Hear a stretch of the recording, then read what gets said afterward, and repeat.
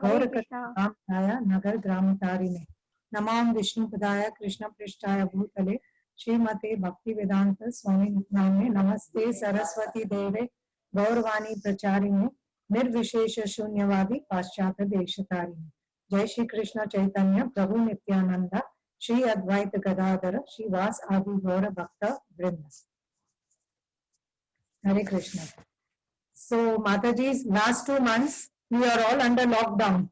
So people all over the world are stuck up at home. We hear various things about child abuse, sexual assaults at home, and people getting frustrated, stressed out, and are full of anxiety. So many of these people who are not Krishna conscious, they need various entertainment. They need Netflix TV. They are watching various Amazon Prime and all to entertain themselves. But this is just entertainment for the ears. We are very fortunate souls. For us, we have our scriptures from in which we work on. The scriptures work on 3 levels: entertainment to the ears through pastimes of Krishna and his devotees, enrichment to the mind through lessons learned from these scriptures, enlightenment of the heart when we apply these lessons into our life. So we are very fortunate because we are not only getting entertainment to our ears through the various characters in our scriptures, but also enrichment to the mind from the lessons that we learn from them and to have a happy life. And when we apply these lessons into our life, we all get enlightenment of the heart. So today, with the blessings of all you Vaishnavis and by the mercy of Guru and Krishna, let us take a glimpse into the life of Kunti Devi. If I am speaking this for my purification, because it is said that the speaker as well as the listeners both get purified. So if I make any mistakes, please do not hesitate to correct me. The mistakes are only due to my shortcomings, so please forgive me. Now, Kunti Devi has served as a guiding light for innumerable aspiring devotees and great Paramahamsas for the past thousands of years. Let us discuss in brief about what Kunti Devi has gone through in life previous to offering her prayers to Krishna. As a child, she was always loving in her mannerisms and always anxious to serve and please. She was the daughter of Shurasen and she was the sister of Vasudev. But Shurasen had a friend who was also his cousin and he was childless. So Kunti Boj, his name was Kunti Boj. So Kunti Boj, he adopted Pritha. Kunti Devi's name was Pritha. And then after she was adopted by Kunti Boj, she came to be called as Kunti Devi, Kunti. So one day, Purvasa Muni, who's also an incarnation of Rudra, so he gets angry very fast and he's pleased also very easily. So he visited Kunti Boj. And in her usual self, Kunti served him with such love, kindness and humility that he gave her a benediction that with this mantra she could invoke any demigod she desired and get a child. Because Durvasa Muni knew her future, that she's not going to be able to conceive a child. So then he gave her this benediction and he gave her this mantra. So out of curiosity, she was still a child. She invoked Suryadev. Suryadev appeared in front of her and he said, I've come here to give you the benediction. But she said she doesn't want the benediction. He said, no, if I've come, I have to give you a benediction. So he gives her a child while preserving her chastity. To save her father's kingdom's reputation, she put the child in the basket and she put it along the Ganges. Later, when she grew up, she married King Pandu, who was chivalrous and also a great devotee of Krishna. Now, due to indiscretion in hunting, he killed a sage couple, thinking them to be a deer and a doe, and they were on the point of conceiving a child. So then both of them, they curse him and they say, anytime you try to conceive a child, so you will die. So then now, what does Pandu do? He doesn't sit and cry. He just leaves his kingdom, he gives up his kingdom and he goes to the forest with his wife Kunti Devi and co-wife Madri. Now they live in the forest. Now after some time, Pandu wanted to have children. So he requested Kunti Devi. She had told him about her the benediction. So then he requested her to invoke the mantra for children. So then he requested her first to invoke Dharamraj, and then she gets Yudhishthira, who is the most virtuous. Then he tells her to invoke Vayu because he wanted a very strong son, and she named him Bhima. Then after some time, that is after a year, he tells her to invoke Indradev, and he wanted the greatest warrior. So Arjuna is born, and then Kunti, being very kind and generous, she gives this mantra to Madri. And Madri, this mantra could be invoked only once by Madri. So then Madri, she invokes the two Ashwini Kumara and gets twins, Nakul and Sahadev. Now one day, Pandu, he approached his wife Madri and tried to embrace her. So then he died. So Madri also entered into the fire. Now Kunti's calamity is, begin now. She is a widow now and she's left with 5 children. So the sages, they take her and the 5 Pandavas to Hastinapur and hand them over to Dhritarashtra to be taken care of. So now, however, Duryodhana, being very envious of the Pandavas, was always conspiring to kill them, as Pandavas were virtuous, they were pious, they were intelligent, and they had material qualities way beyond Duryodhana had. So Kunti Devi had to endure and tolerate all this, and she was living in the midst of enemies. Now, I'll just going to very briefly what she went through. So they were sent to the wax house, and which was burnt, but somehow by Krishna's mercy and by the intervention of Vidura and Yuyutsava, they escaped. Bhima was poisoned by Duryodhana and he was thrown into the river. But by the mercy of the Lord again, he came out stronger. Kunti had to endure even Shakuni's cheating in the gambling match, Draupadi's humiliation in the open assembly, 13 years of exile, fighting with the demons in the forest. There used to be difference of opinion between the brothers, and Kunti had to keep them all together. In fact, many a times, they used to blame Yudhishthira for all the things that they were going through. They used to blame Yudhishthira. So Kunti had to, solve all these problems and keep the brothers together.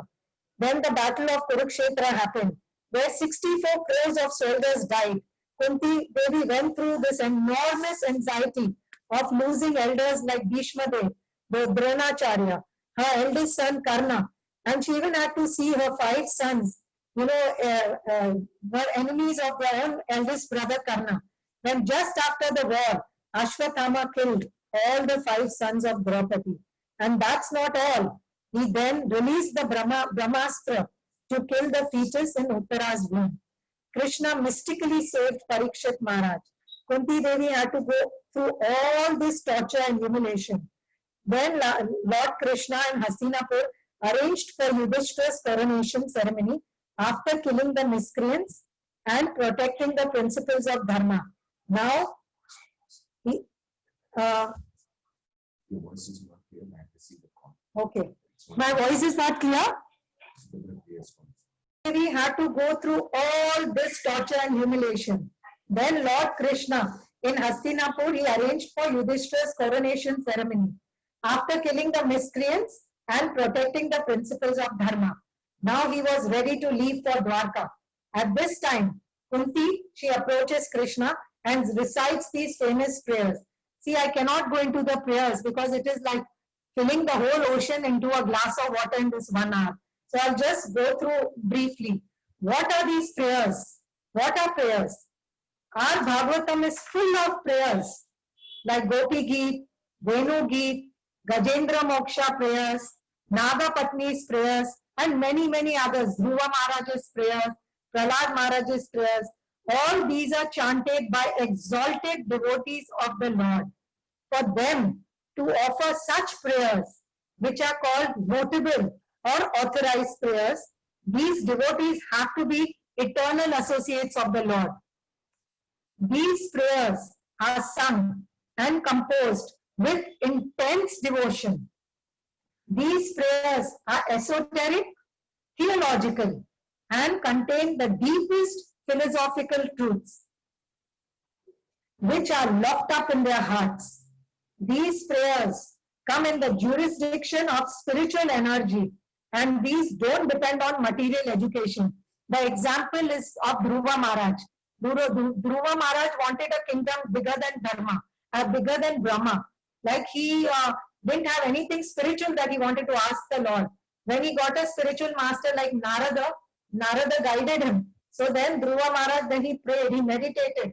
And then the Lord in the form of Prishni Garbha, when he touched Dhruva's head with his conch shell, and that time, like a gramophone, Dhruva Maharaj recited all the prayers. So from this we know these prayers are on the spiritual level, they are not material. Otherwise, how could Dhruva recite these prayers? He was only 5 years old and he didn't know how to recite prayers. That's why these prayers are in the jurisdiction of the spiritual energy. It is only by the blessings of the Lord that we can recite these prayers. Kunti Devi is one such exalted devotee. She enjoys the Vatsalya Rasa in relationship to the Lord. There is a hierarchy in all the rasas in the spiritual world, in the level of their superiority. So in the Vatsalya Rasa also, Kunti Devi comes 7 in order of superiority. First is Yashoda Maya, second is Nanda Maharaj, third is Mother Rohini, fourth is the elderly gopis whose children, they participated in that Brahma Vimohan Leela. They were taken away by Brahma. Fifth is Devaki, Mother Devaki. Sixth is the 15 queens of Vasudev. Seventh is Kunti Devi. Eighth is Vasudev. Ninth is Sandipani Muni. So Kunti Devi comes 7th in the whole creation. We should not say only 7. She comes 7th in this whole creation as a mother, to Krishna, that rasa. Why? Now we'll just discuss why are these prayers so important. It is an essential limb of the process of devotional service. We know Vandanam is one of the 9 processes. So Vandanam is very, very important. Actually, the best is chanting of the holy names. But we are not Haridas Thakur. We cannot chant 24 hours a day. We cannot even chant 3 lakhs rounds a day. So then we need all these. That's why Chaitanya Mahaprabhu, he in the 64 items he's mentioned Vandanam also as the prayers to be offered, because all these help us to chant better, hearing the pastimes of the Lord, singing to the Lord, and all these other activities. Like there are devotees. So Prabhupada has given us a full package. Devotees like to cook for the Lord. Devotees like to do deity worship. Devotees who like to serve in the temple. They like to clean. Some like to sing. Some like to preach. Some like to read. So the whole package is required for us to perform our devotional service. So Vandanam is also a very, very important, one of the important devotional service. So repeating these prayers enhances our bhakti during sadhana as well as when we reach prema bhakti. Because when Vaishnavas, they reach prema bhakti, they are all the time, reciting prayers and composing prayers. So devotees in the prema stage, out of pure love, they are always reciting and singing prayers to the Lord. The world is a dangerous place at every step.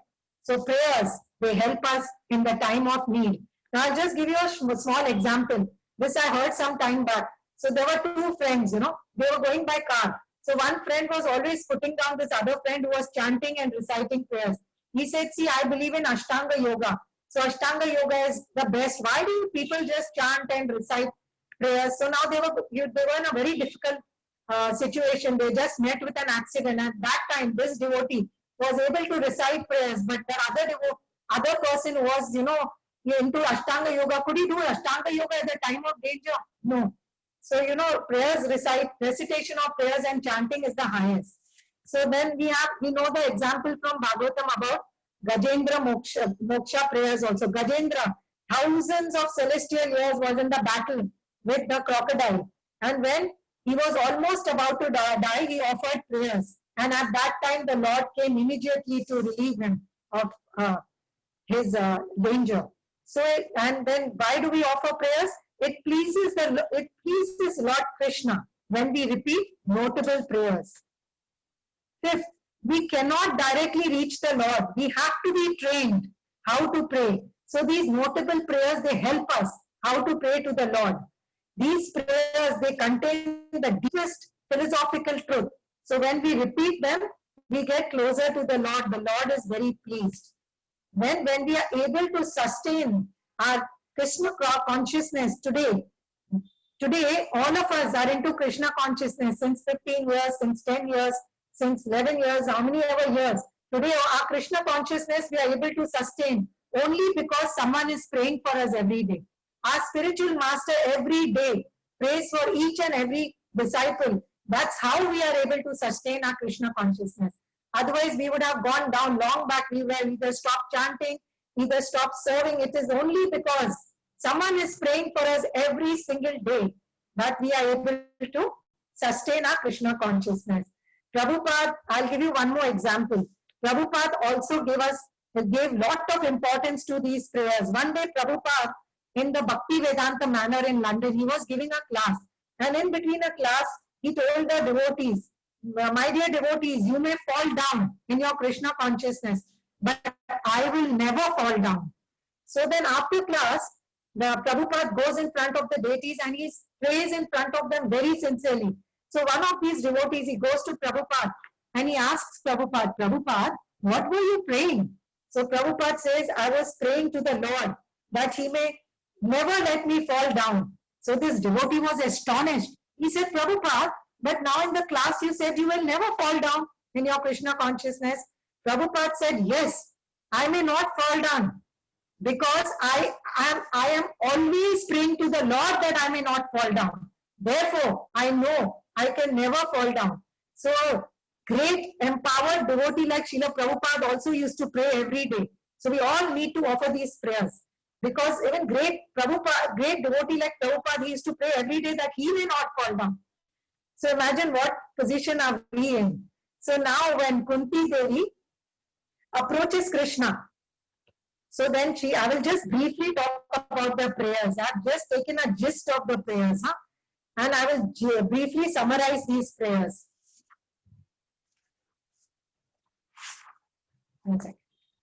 Yes, she prays, my dear Lord, I am feeling more fearful now than even before, because when everything was going terrible, I had nowhere else to turn to except your lotus feet. I had no other shelter, no other refuge. But now, since everything is nice, the tendency will be very strong to forget you, dear Lord.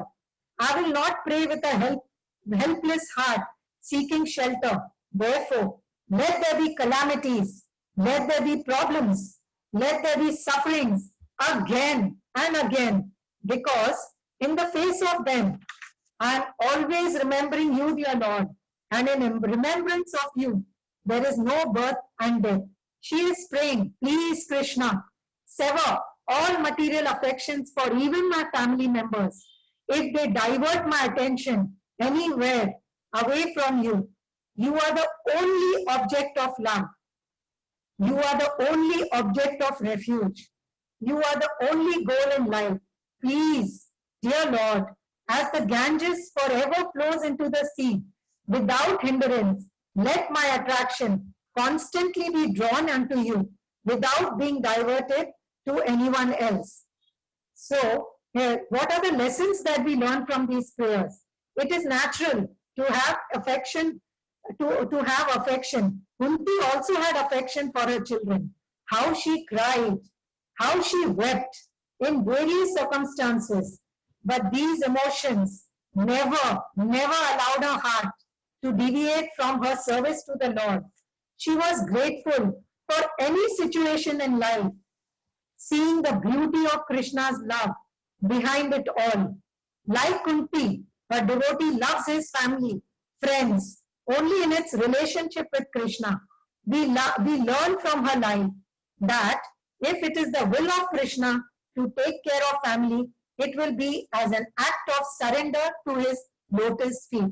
She prays. When she prays, sever all the ties, what she means is she prays to sever the ties of illusion, of I and mine within the heart. One cannot love you, dear Krishna, as long as one is caught in the evils of illusion. These are the celebrated prayers of Kunti Devi. So when I read all these prayers, I realized these prayers, what we learn from them is humility. Because until and unless we are not utterly humble, we cannot pray to the Lord. So we learn humility from her. We learn gratitude in all the calamities. Kunti Devi never complained to the Lord. She only showed gratitude. Thank you, Krishna, for being there. Thank you, Krishna, for saving us. So she showed gratitude. She had confidence because she said, Krishna, by remembering you, by seeing you, we will be released from the cycle of birth and death. That shows a confidence in Krishna. She teaches us, in one word. I have taken out the gist, like the word share. Share, S stands for what does she teach us? That we should, S is to sing about the pastimes of the Lord. H means hearing the pastimes of the Lord. R is to remember the pastimes of the Lord. A is accepting the messages in the heart. When we accept the messages in the heart. R is remembering the Lord's pastime. And E, enjoying or relishing the narrations when other devotees talk about the Lord.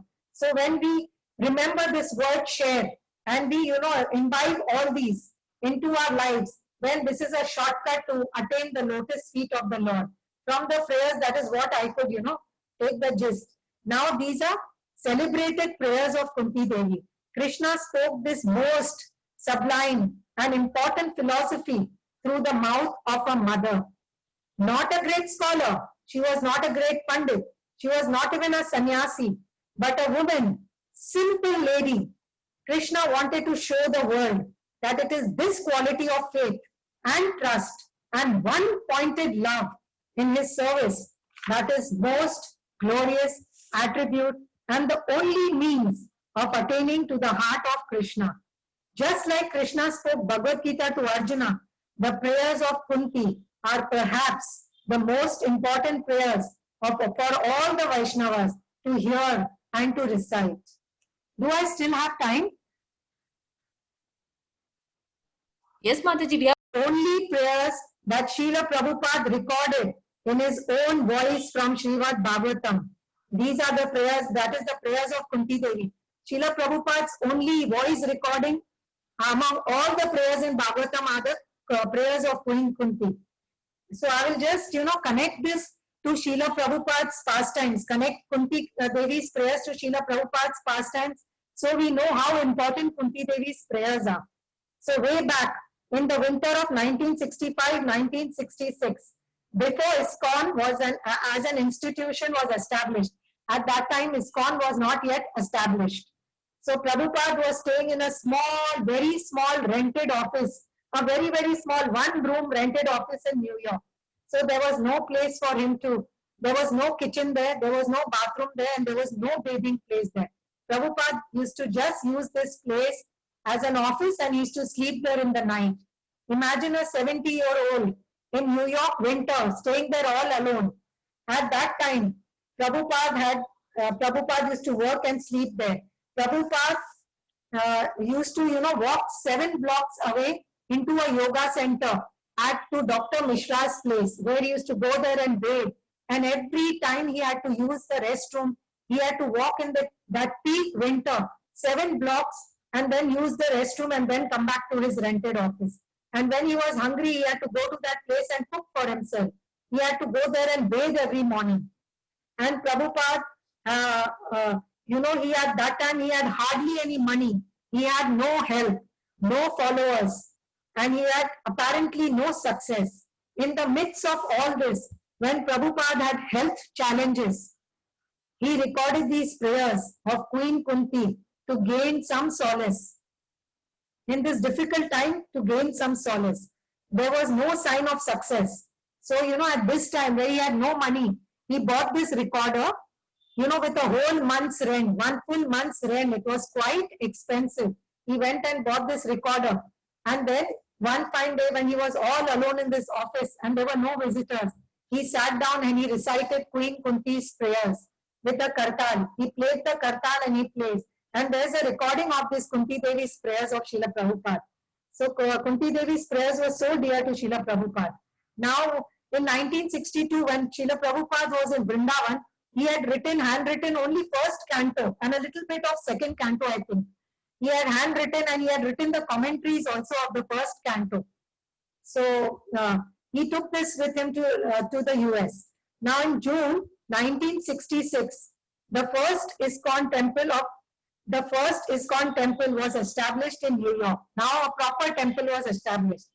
So Prabhupada had some success and he had very few followers. In May, this was June 1966. Now in May 1967, Prabhupada had a stroke. It was a holiday time. There were no doctors available. So they couldn't even find any doctors there. There were no doctors anywhere. And there were few devotees who, massaged him with mustard oil. So then Prabhupada at that time, when he knew he was not feeling he was not feeling well at all, and there were no doctors available. So Prabhupada then requested three things from these devotees. He requested them to get a picture of Lord Nrsimhadev and to put it in front of him. Then he requested his few followers to chant the holy names of the Lord and to recite Narsimha prayers. And third, he requested Bhavananda Prabhu, and he requested him, please take my manuscript that Prabhupada had written the first canto. And he said, please recite Kunti Devi's prayers for me. Now Bhavananda Prabhu couldn't understand Prabhupada's writing, or maybe he didn't know Sanskrit very well. He couldn't recite very properly. But Prabhupada was in bliss. He heard all this prayers and he was really in bliss. So that indicating to us and teaching us that in any difficult situation or crisis, instead of bemoaning our situation, we must take shelter of Krishna through these notable prayers. Brahmananda Prabhu recited and Prabhupada relished every line. Now in 1973 in New York, ISKCON was now flourishing as a main center, as an institution. So at that time, every morning Prabhupada used to give a Bhagavatam class. And every morning in his Bhagavatam class, all Prabhupada did was recite Kunti Devi's prayers and read the purports to them, explain to them. So then after this, for a short time, he went to Los Angeles. There also he continued Queen Kunti's prayers. It was so dear to him. And then after he, finished Queen Kunti's prayers, he requested the BBT to publish a book which is called Teachings of Queen Kunti. In 1974, 2 days after Janmashtami, that is in Vrindavan now, in 1974, Prabhupada fell seriously ill again. There were no doctors. There were doctors. The devotees called all Ayurvedic doctors, allopathic doctors, all doctors from Delhi, from all over. But nobody could diagnose what Prabhupada had. The other devotees, they had malaria at that time because there were lots and lots of mosquitoes in Vrindavan. But Srila Prabhupada didn't even have malaria. So the doctors didn't know what's happening with him. And Prabhupada was very, very, very seriously ill. And the devotees didn't know what to do. At that time, Prabhupada again requested all the devotees all over, wherever they were in the world, he requested all of them to chant the holy names for his physical protection, to chant Narsimha prayers. And then again he requested the Narsimha picture to be brought in front of him. And he again requested Brahmananda Prabhu to recite the Sanskrit prayers of Kunti Devi. So now Brahmananda Prabhu, he recited a few prayers, but because he couldn't recite them properly, he requested Pradyumna Prabhu, who was the editor of Sanskrit for the BBT. And so Pradyumna, he read the whole prayers of Queen Kunti for Prabhupada. So these prayers of Queen Kunti should be very, very dear to all of us because it was so, so dear to Srila Prabhupada. So this is what I have, I just tried to shorten it. There was a lot in the story of Kunti Devi. I just cut short everything because I said in 1 hour, what you can do. So I specially connected Srila Prabhupada so that we know and we all get inspired now to read Kunti Devi's prayers and to recite her prayers every day because it was very, very, very dear to our Srila Prabhupada. So it should be dear to all of us. So this is like an inspiration to me as well that I must recite Kunti Devi's prayers. So do we still have time? her pastime. So she went through so many problems in life. I'll tell you about her son Karna. So now when Karna was, she loved her son Karna, but she had to take care of the reputation of her father's kingdom and her father. And she was a young girl, so how could she have this child?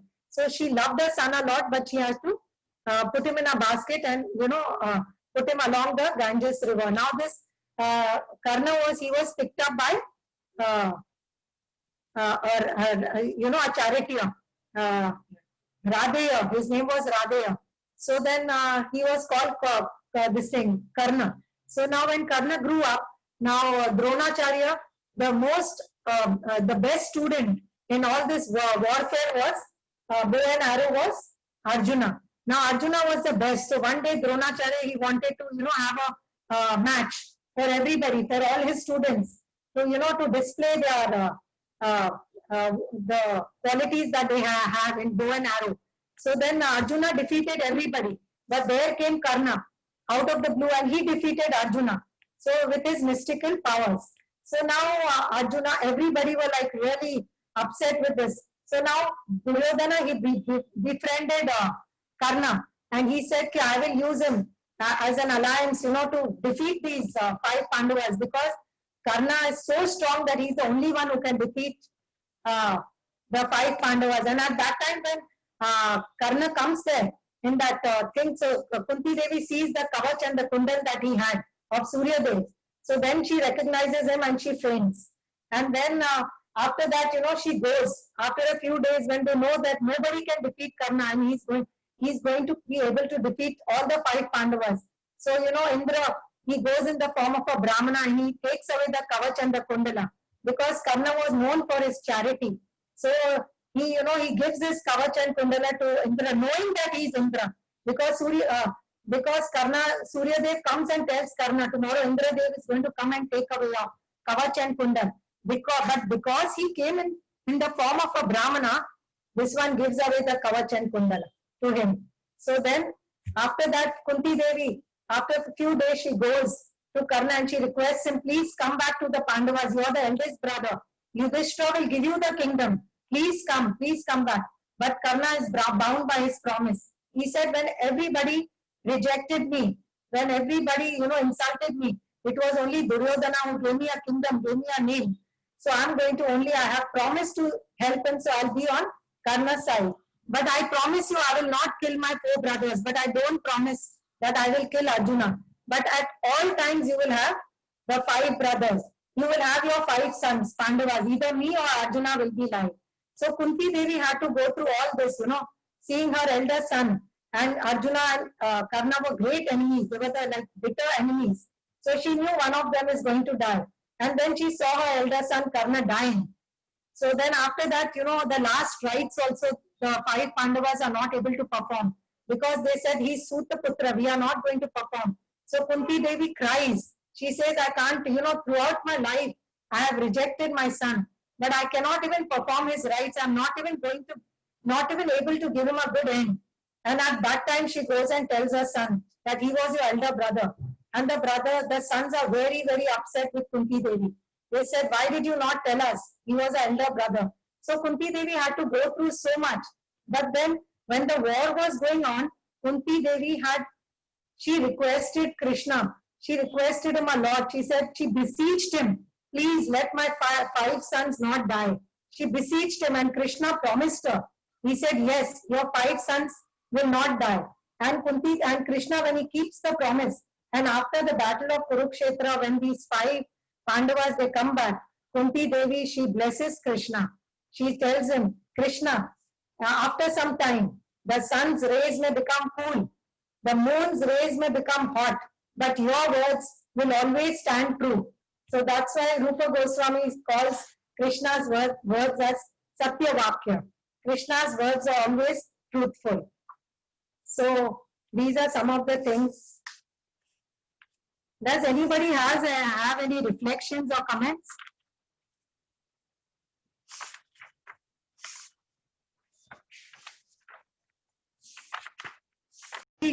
Okay, I'll just 1 second. I'll just. 64 crores of soldiers died. And out of that, who were left in the Pandavas? The Pandavas came only Yuyutsu, Satyaki, and the 5 Pandavas were left. Yuyutsu was the step brother, half brother of Duryodhana. So just before the war, Yudhishthira announces, we are fighting the battle for Dharma. Whoever wants to cross this side, please come. So Yuyutsu immediately went to the side of the Pandavas because he wanted to fight for Dharma. And in the side of the Kauravas, only Ashwatthama, Kripacharya, and Kritavarma were left. Everybody was just wiped out in the battle. So that was the scale of violence. So this, gave a lot of grief to Kunti Devi also. She said, just for my son to sit on the throne, so many people had to die. So many deaths. Just for one person to sit on the throne. So many things. So, yeah. So what else do I tell you about Kunti Devi? Kunti Devi as a child. So Kunti Devi, even though she had such immense riches, so many servants, she always remained in a very menial service attitude, even from her childhood. This is culture. Culture is when we learn how to be loving servants.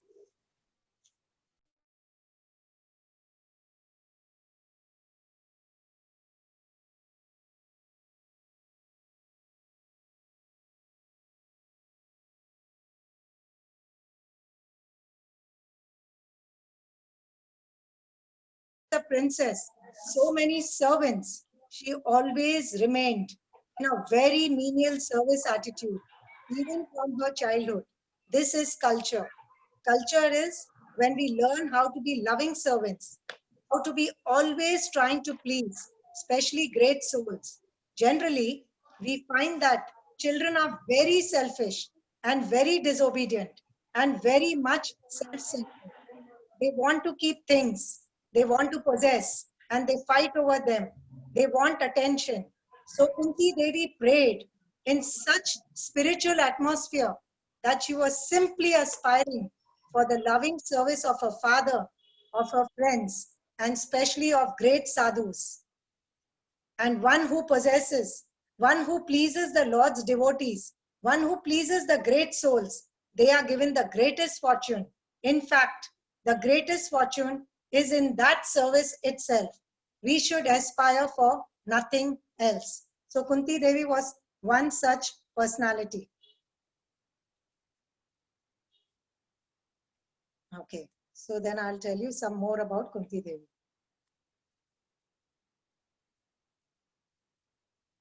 So shall I tell you all more about how Kunti Devi reveals the truth to Karna? Sure, Mataji. Some days later, Kunti Devi came at that auspicious time. Karna never knew who his mother was. He longed throughout his life to know his mother, to love his mother. Throughout his life, he was rejected by all society for being of a lower caste. He was never accepted within the arena of other Kshatriyas because of his lower birth. Although by nature he was the most powerful and the greatest of all Kshatriyas, it was only Duryodhana, the first person in his life who was kind to him besides his own stepmother, his adopted mother. So Kunti came to him at that time and she begged him. First, she wanted to reveal to him who she was. She explained to him the whole story. When he heard these words, his heart filled with love for her and he began to embrace her. You can imagine Kunti, after so many years of depriving this child of even knowing what his birth was or who she was, what an intimate exchange it was for both of them. And then she explained to him that he was the eldest son. She also told him that when Yudhishthira receives this news, he will gladly hand over the whole throne to you. He and all the other brothers will be your servants throughout their lives. Do not fight against your beloved brothers. Don't kill them. Take the side of the Pandavas and the throne will be yours. This is the benediction I ask. Karna's vow He said, my dear mother, now that I am with you, my life's great desire has been fulfilled. Now that I know that the Pandavas are my brothers, I love them even more than I love my life. But still, I have made a vow to Duryodhan. I would never betray him. Therefore, I cannot. When you, my brothers, and everyone in this world rejected me, he was the only one to stand at my side.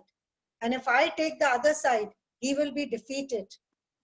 And if I take his side, I will die. That is for sure. Because Krishna is on the side of the Pandavas. And Krishna is the supreme personality of Godhead. And anyone against Krishna will be vanquished. Yudhishthira will be the king. The Pandavas will win the war. I have given my word to him. I cannot reverse that. Kunti pleaded with him, how can you fight against your own brothers? So he resolved in his mind, he would not fight on this battle of Kurukshetra. So he had a good plan. He and Bhishma never got along because Bhishma, Vidura and Kunti were the only ones who knew his true identity. How did Bhishma and Vidura know? Because when he just came into the assembly, Kunti fainted. They were so clever and intelligent, they could understand why she must have fainted. And to honor, they never told anyone. So Bhishma, who understood the glories of the Pandavas, being such great devotees of the Lord Krishna, he was always very much in a loving mood, chastising Karna for being against his brothers without telling him why. So when Bhishma was made commander-in-chief of the Kuru army, Karna said, if he is commander-in-chief, I cannot get along with him. If Bhishma is not there or he cannot fight, only then will I come. So Duryodhan was thinking, with Bhishma, what do I need anyone else for? Of course, after several days of battle, by the will of Bhishma himself, he instructed the Pandavas how he would be immobilized and put into a bed of arrows. At that time, Karna was requested by Duryodhan and he had to fight. She begged him, please do not kill my children because you have the power to kill them all.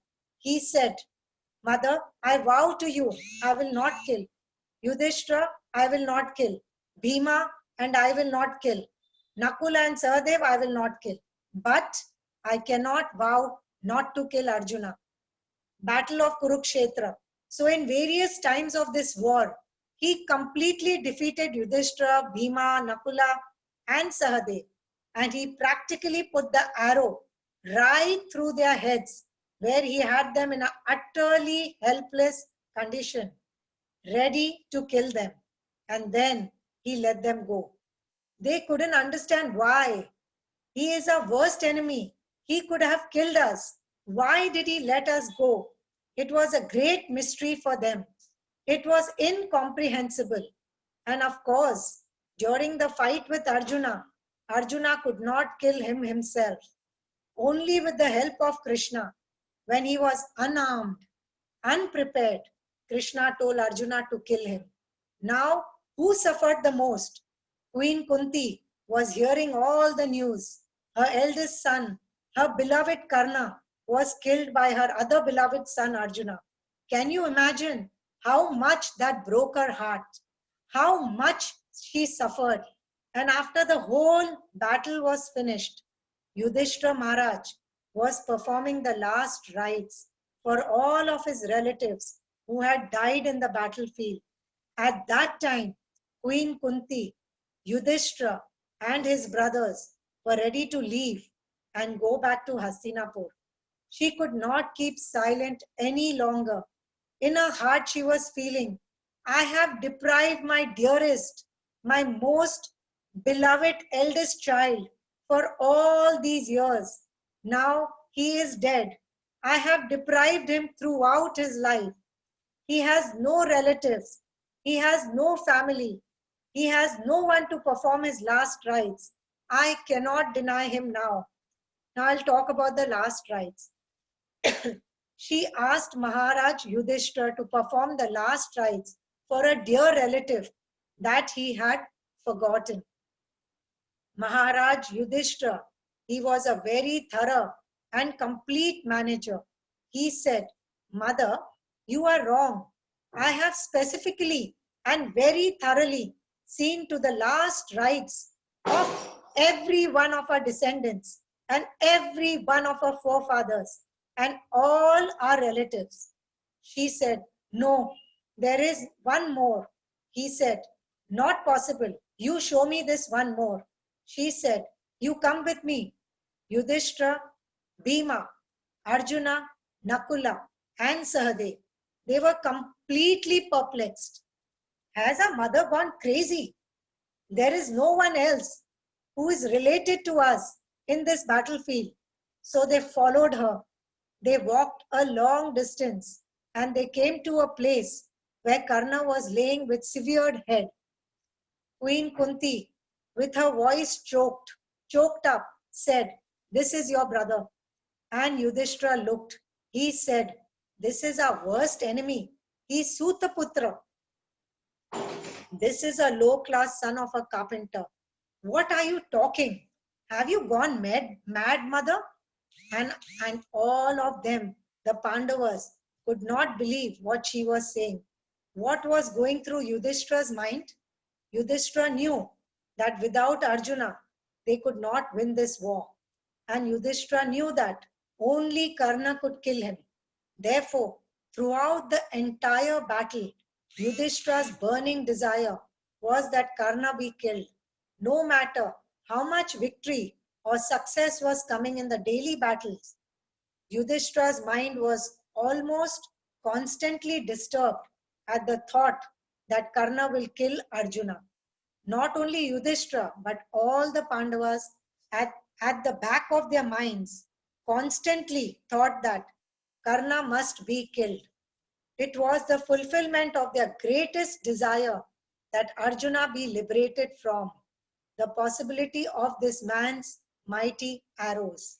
He was their worst and most feared enemy in the entire world. And Kunti was saying that they should perform the last rites for him. They were shocked. Queen Kunti would not even speak. Tears were flowing from her lotus eyes upon seeing the slain body of Karna. Her sons were looking. Why she is crying so much for him? She has not cried so much for any of her close relatives and friends whom we performed the last rites for. Queen Kunti reveals Karna's identity to the Pandavas. And then she spoke and she told them the whole story. There was complete silence. They were listening to this narration of how their eldest brother, the first and the most illustrious of all children of Kunti Devi, was Karna. When the Pandavas heard this, they could not believe it. They began to weep. Tears flowing profusely. Their hearts were broken that their own beloved brother was hated throughout their life, and ultimately they killed him completely, unfairly.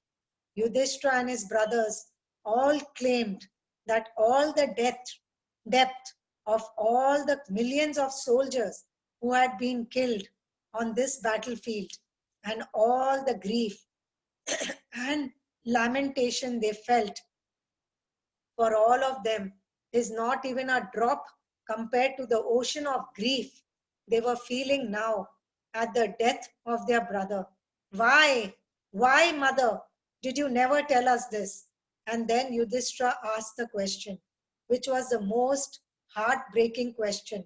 And the answer to the question devastated their hearts. He asked her, You kept this secret from us. Therefore, we hated him vengefully and simply prayed and aspired to kill him. But did he know that we were his brothers? She replied, Throughout this entire life, he never knew. But on the fateful day, when I came to him, when he was offering his worship to Suryadev, I revealed who I was to him. And then he told me that it was the happiest, the only joyful moment he ever experienced in his entire life, to come together with his loving mother. And he told me that after hearing this news and after experiencing the embrace of my love, that he loved you 5 children of mine more than he loved his own life. He told me that it would be impossible for him to fight with any anger or hate towards any of you because of his love for you. I begged him, come, join you brothers. You will be the emperor of the entire world and you will live lovingly, intimately with all of us for the rest of your life. Radheya, that is Karna, told me that they are on the side of Krishna. They will be victorious. I will be killed in that war. But I promise you one thing, mother, I will not kill them. But I have made my vow, and better death than breaking that vow. Then the Pandavas began to remember how Karna had them all in helpless conditions, ready to kill them, but he did not. Now we understood why that although we were fighting in that battle, hating him and wanting to kill him, he was always compassionate and loving towards us. And ultimately, we killed him. And they all sat down, utterly grief-stricken. And who was the most grief-stricken? Queen Kunti. She had to see the condition of her 5 sons. She never put them in that misery, but she had to, in order for the last rites to be performed for her eldest son. So Yudhishthira performed the last rites, and then in solemn silence, they returned to Hastinapur, not at all joyous that they had won the war. There was no celebration. There was no festival for victory. They were only broken hearts.